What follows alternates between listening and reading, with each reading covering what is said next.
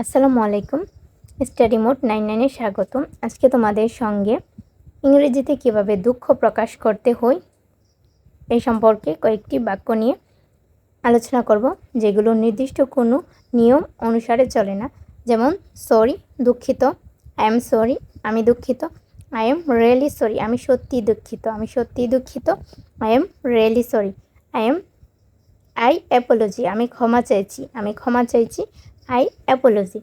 Excuse me, আমাকে ক্ষমা করবেন, আমাকে ক্ষমা করবেন, এক্সকিউজ মি। পার্ডন মি, আমাকে ক্ষমা করুন, আমাকে ক্ষমা করুন, পার্ডন মি। আই রিগ্রেট, আমি অনুতপ্ত, আমি অনুতপ্ত, I regret. Please forgive me, দয়া করে আমাকে ক্ষমা করুন, প্লিজ ফরগিভ মি, দয়া করে।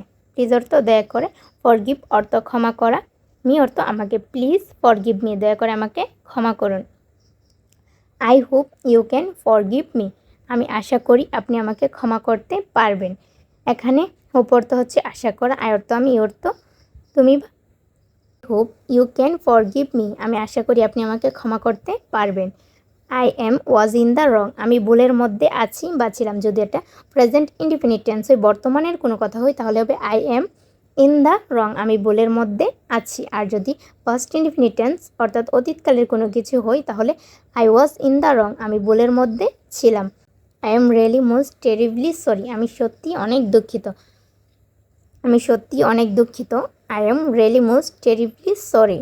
Please excuse my behaviour, please excuse my behaviour, দয়া করে আমার ব্যবহার ক্ষমা সুন্দর দৃষ্টিতে দেখবেন।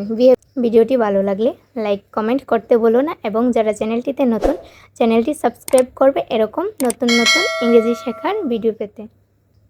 ধন্যবাদ সবাইকে।